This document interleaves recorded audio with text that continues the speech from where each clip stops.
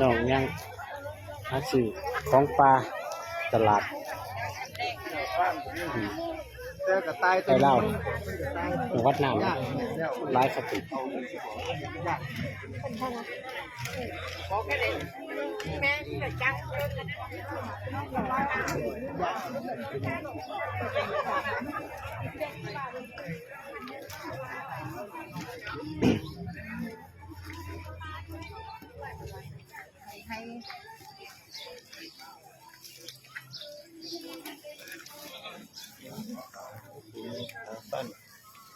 สั้น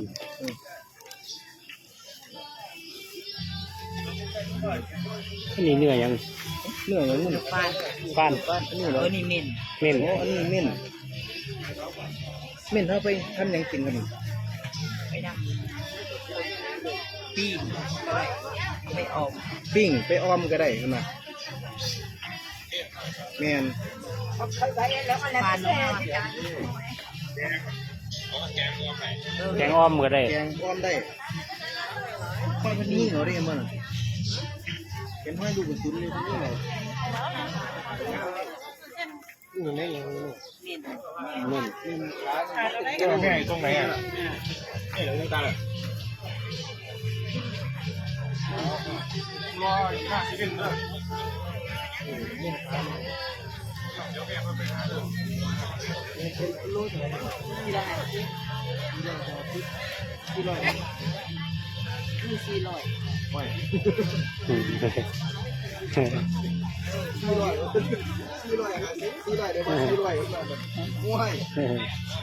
นั่นแหละเล่นมี2ตัวตลาดแล่นนะมดน่ะมี2ตัวมดตลาดเท่านี้แล้วมันเต่ามาจ่าพดมาจ่าพดโอ้ยพี่โหนนี่พวกเก่านี่ว่าจักหน่อยจนมาจ่าพดนี่เยอะขาหนึ่งที่เลย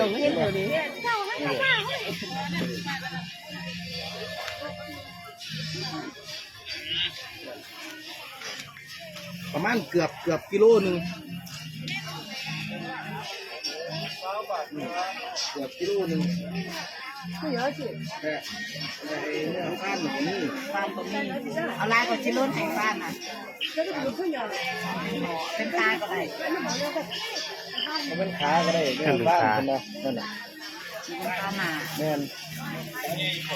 ขาอย่างโลหะกีบขาใหญ่โลหะกีบ670 บาท670 บาท500ได้บ่ออกลายพุทธลายวันนี้เป็น670พูดไป550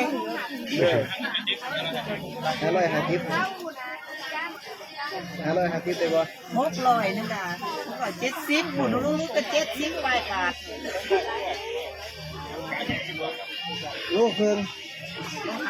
ตัวหาขีดฮะ